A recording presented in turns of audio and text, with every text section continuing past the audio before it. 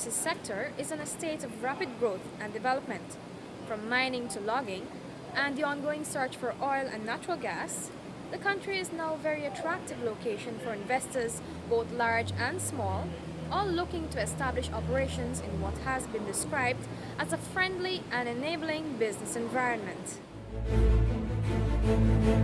I am Ernestine Leonard, and this week on Dorado Shines, we will examine the mechanisms which are in place to ensure that this rapid growth and investment in the sector is carried out in keeping with the country's overarching policy of development by protecting the environment.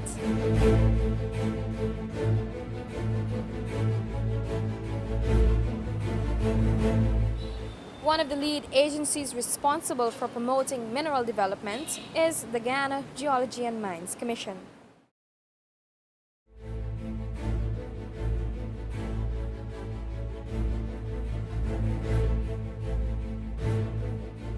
Did you know that the Guyana Geology and Mines Commission was created in 1979 from the Department of Geological Surveys and Mines, which itself was the successor to the Geological Survey of British Guyana?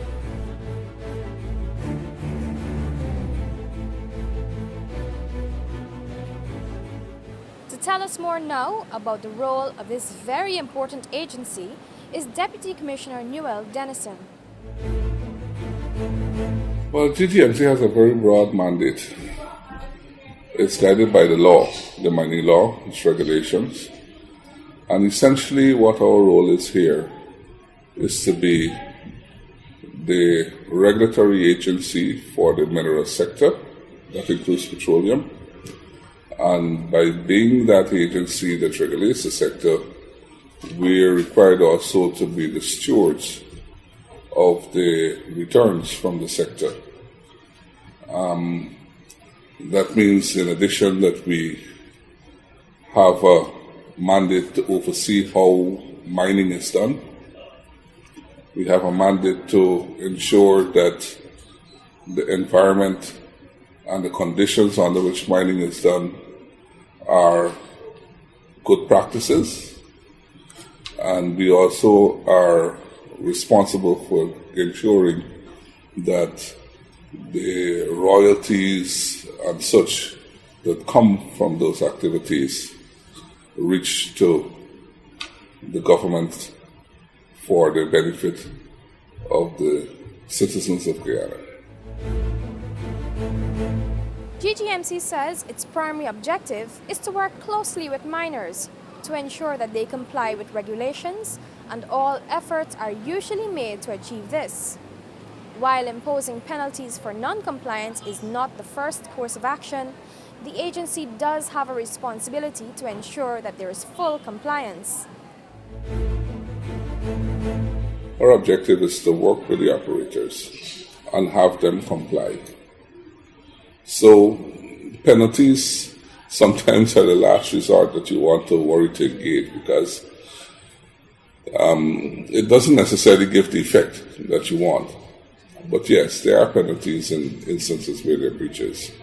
For the different scales of operations that we have, there are certain obligations that go along with mining. And those obligations are sometimes enforced or reinforced by agreements and by bonds.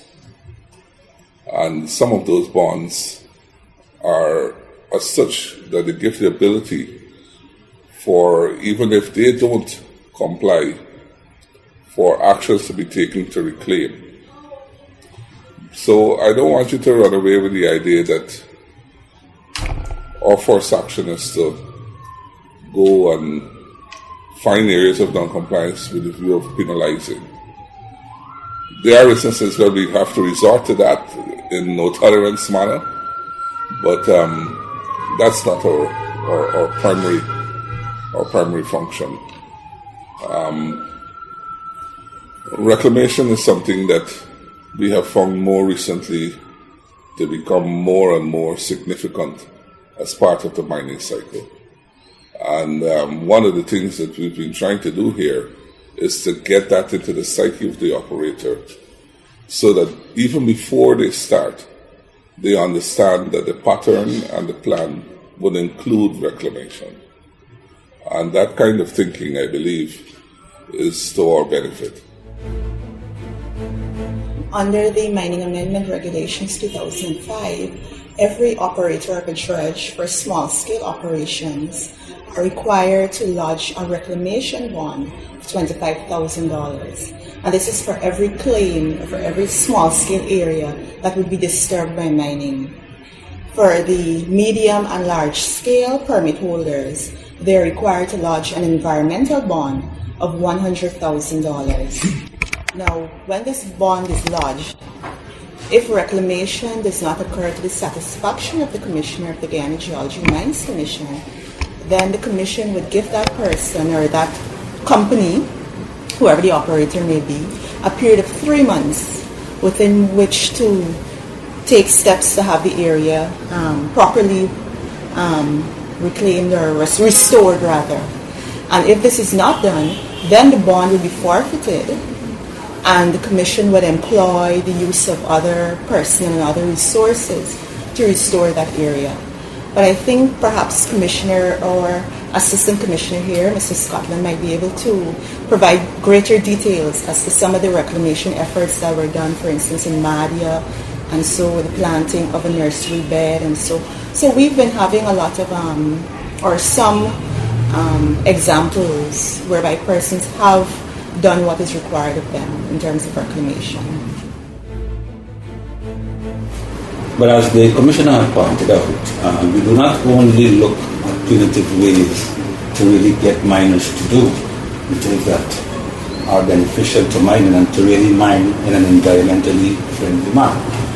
We do put out quite a few books out there, and we have our own division that looks at this whole issue of the environment as it relates to mining. So yes, we substitute this, or subsidize it rather, with educational programs and things like that. We go out to the miners. We have been, as was mentioned, as we had a project in Martin, right, where the Commissioner himself has been doing some pilot work in reforestation. That's the collector. Reclamation. Using a particular species of plant, I think it was the acacia. So they've had some additional programs, educational and otherwise. Right? The idea, as I said, is not to be punitive. Right? But yes, they are not written in stone. These numbers, they are not written in stone. And certainly the Commission sees it appropriate and so forth. They can be revised. But we got to remember too that you talk about the value of an ounce of gold, and there's no way that I can dispute that some of the bonds and the values that our legal advisor has mentioned may not compare to the cost of gold. But you got to remember that there's a cost to mining, and that's not cheap at all. So it's not like if the miner is going to be getting all to himself, the total value of the gold, and then there's the royalty that has to be paid too. So these things are offset. Miners are mining because some are making money. It's a lucrative business for some. Many others, I can assure you, if you go and talk to many others, they would be telling you a different story. So you got to be careful. And then, of course, the ones who tend to be successful are the ones who more often than not comply very well with what is stipulated. Is the ones who are marginal and sometimes are not doing well at all that find the difficulty in complying.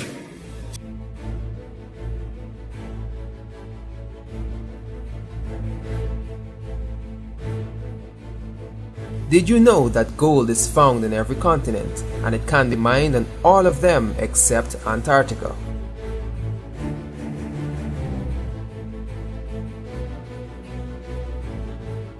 As you know, the mining sector is not without its challenges.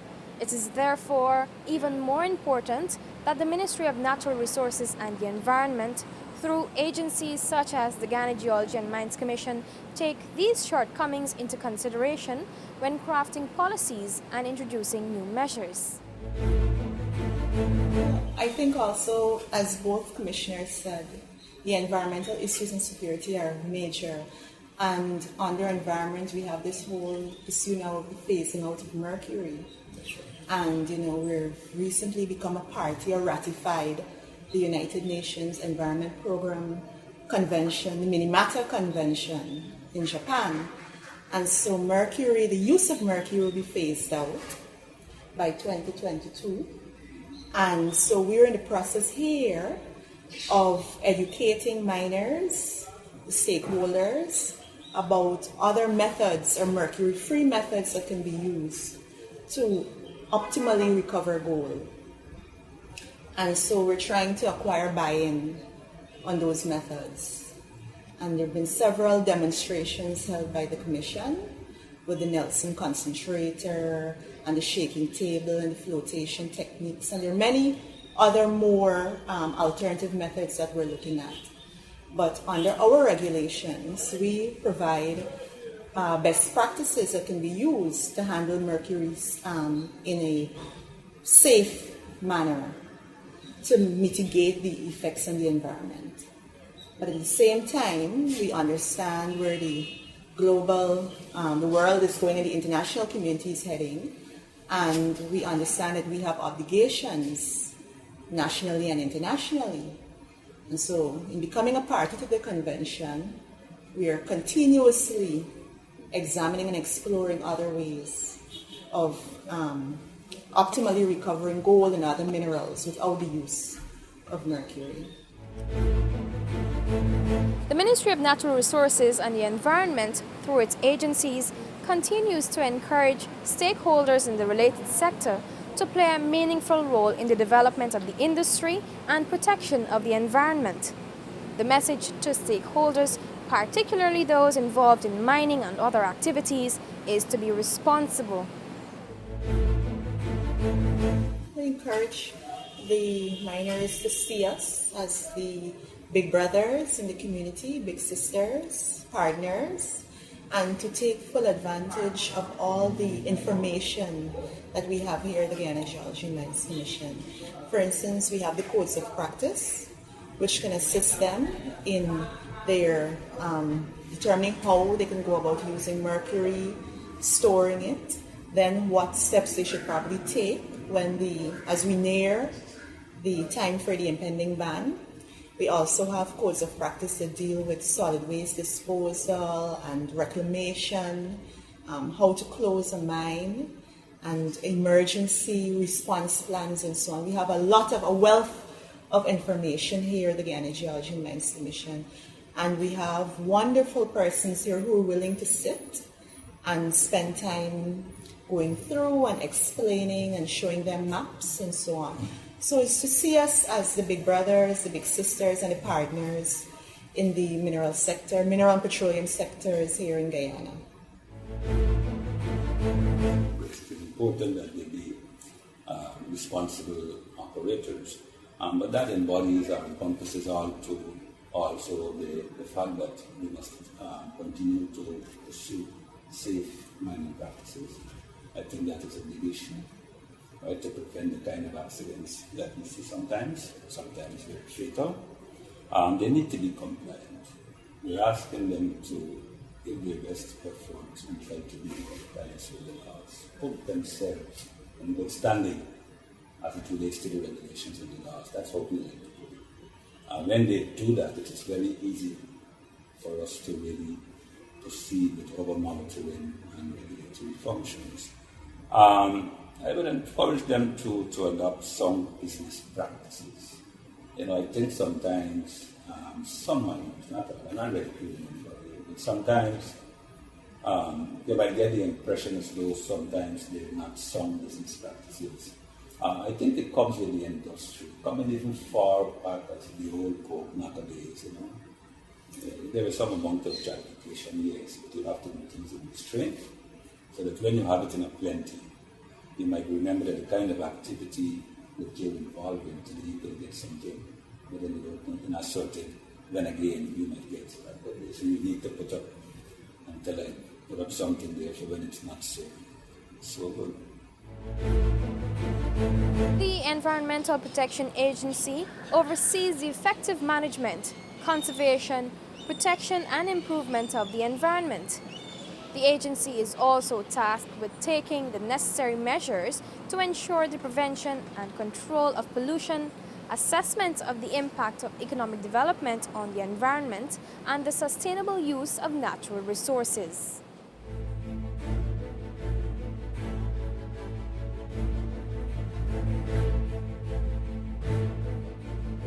Did you know that an environmental impact assessment is a study best carried out at the planning stage of a project to identify and assess the effects the project may have on our environment and well-being? There is several international policy level sort of documents and policy that are linked to us and what we do, because governance, if we're talking about governance, is not just only at the national level, but it has linkages because the government or the country has commitments at the international level with multilateral environmental agreements, for example. And some of those can be the Cartagena Convention, which looks at pollution, control of pollution of the sea, and which has links to land-based sources of pollution. And then in Guyana, we can see that we have a lot of rivers, which eventually flows into the ocean. So there are those MEAs, some of those that we have to sort of implement at the national level. The agency's work enables Guyana to contribute to global and national environmental protection and conservation. As part of its work, the agency implements education, regulation and enforcement programs and uses partnership and collaboration approaches to strengthen the impact of its intervention.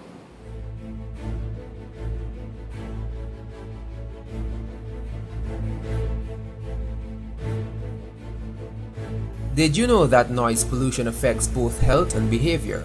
Noise pollution can cause annoyance and aggression, hypertension, high stress levels, among other ailments. The EPA also has systems in place to respond to complaints directly from members of the public. Let me start with the coastline first. I mean, we're centralized at the moment, but we have our telephone numbers. People are, over the years, they've become aware of what the EPA is about and where it's located. So they can call in, a complaint matter and so on. And that's available. And then we put that on the unnecessary schedule for visits and inspections. But going on out to the outlying areas, they are our partner assist agencies. And usually, if they see an issue for EPA, they mention to those the GFCs and the GMCs, and that information is related back through the ministry to the agency. Like recently, we had the National Two-Shell Council. They are there in the interior location, and then they write to us and express their concerns, and that comes to us through letters or what's not, or through the Amberlin Affairs, Ministry of Amberlin Affairs, or directly through the Ministry of Natural Resources and Environment. But we are also taking a proactive approach. The plan is that we will start going to these areas that are untouched or difficult to reach, and have what you call like clinics, sort of outreach clinics, and proactively say, come and share what are your problems to us, and at the same time, on the spot, investigate issues that are raised and try to bring into solution at that point in time. And we'll do this in partnership with our Education and Information Division. We have the guidelines, for example, for spray painting, for swine rearing, for poultry operations, and put that in a language that the community understands. And then they can really, so they have no reason to not being compliant with the agencies, with the Environmental Protection Act, for example, right? So that is that proactive approach of going out and meeting people, and within the next couple of months, we expect that will be in the stream.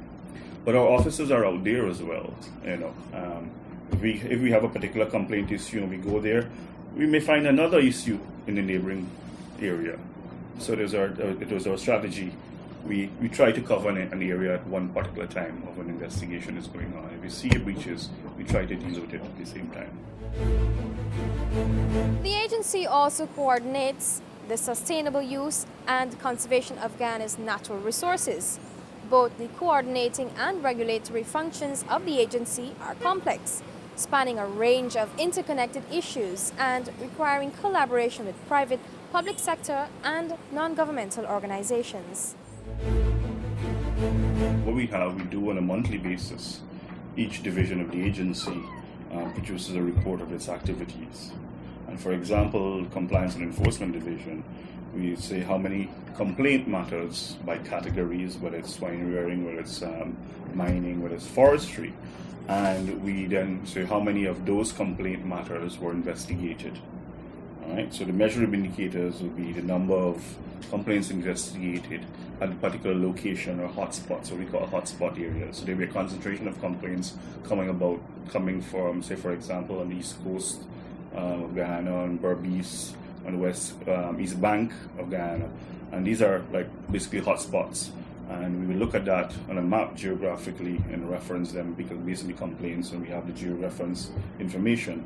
And we say, okay, we want to target this month 50% of the complaints coming from that area. So out of that 100%, we have targeted 50%, and we are, as an example, and we put that in it's available in our monthly report and subsequently our quarterly report. The plan is to start to, one of the key things which I didn't mention earlier is communicating the results of the agency. And that's been a little weakness of the agency, and we are working towards that. And one way I want to do that is using the website, and we talk what we call public disclosure. So not just saying about presenting information about the work of the agency, but one key thing is that to bring people into compliance, we say, okay, we have these organizations, these developments, all right, or businesses for that matter, who are in compliance with the Environmental Protection Act, which has implications that Guyana is thinking green, with the green economy and what's not. People say, you know what? Okay, I can support beverage company X because they're green and they're compliant with the environment. And then you have the other list of the ones, so people can see that gives them motivation in a sense. Hopefully that they will become compliant. The Guyana Forestry Commission is responsible for advising the Minister on issues relating to forest policy, forestry laws and regulations. The Commission is also responsible for the administration and management of all state forest lands. A new Forest Act has been approved by Guyana's Parliament in 2009. The new Forest Act provides for the principle of sustainable forest management to be recognized, emphasizing the ecological aspect of forestry, the social aspect of forestry, and also the economic aspect of forestry. The Commission develops and monitors standards for forest sector operations, develops and implements forest protection and conservation strategies, oversees forest research, and provides the support and guidance to forest education and training. Our reporting and verification system, which we consider to be our monitoring, reporting, and verification system under the Norwegian Agreement. We also review and look at forest cover changes annually in Guyana using a 5-meter resolution satellite images. So when you're talking about 5-meter resolution satellite images annually, if let's say for some, we can actually detect within any small time frame, if there's any big clearance in the forest and the reason why. Maybe due to mining, due to agriculture, due to illegal logging, or maybe due to fire. But at the end of the day, we also have the technology and also the instrument to determine any wide-scale illegal operation. Guyana has an area of 214,970 square kilometers, of which nearly 75% is covered with natural vegetation. Of this, approximately 4/5 is classified as state forests under the jurisdiction of the Guyana Forestry Commission. The forests in Guyana, there are a number of different ownerships. For example, the big portion of Guyana forest is owned by the state, which we consider state forest resources of Guyana. And then we have forests that are owned by those Amerindian communities who are titled, and also some individuals who has transport lands with forests on those lands. As it relates to forestry in Guyana, over the years, the Guyana Forestry Commission would have developed guidelines and procedures to ensure the sustainable management of the forest resources in keeping with its mandate. The importation and use of styrofoam products in Guyana will be banned with effect from June 1, 2014. This, the EPA says, is a necessary step, particularly from the standpoint of protecting people's health and the environment. Well, we know the effects of what styrofoam does. It's non-biodegradable, it persists in the environment for years. We've seen the evidence of it, where people, just throw it out there and it's there clogging up drains and what's not. And it comprises almost about 2% of the waste stream in Guyana. Styrofoam has health effects on us. We have this practice where we just take it and put it in the microwave and we warm up our food. But the amount of toxic chemicals that emit from those things, from styrene, which is the base of polystyrene or styrofoam, has impacts on health. So we want people to understand that, and if we can reduce that by banning the importation of it, eventually over time we will not have that and then transfer to the alternative options.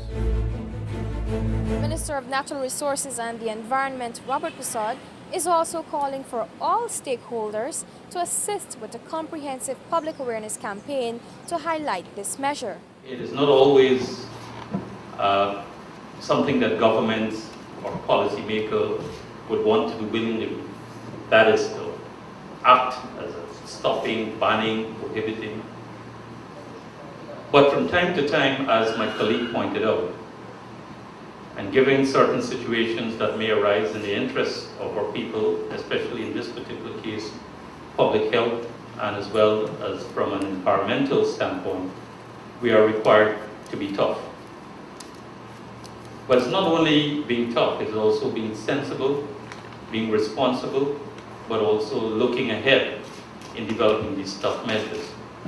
So whilst we're here talking about the impending ban on styrofoam and styrofoam material, we must also see it as a step that we're taking as a country to be mindful of items of product that we are importing, their consequences on public health, but also how it is that these measures, these steps, can allow us to improve and enhance our environment. Do join us again next week for another program of El Dorado Shines. Until then, I am Ernestine Leonard, reminding you to let's all play a role in protecting the environment.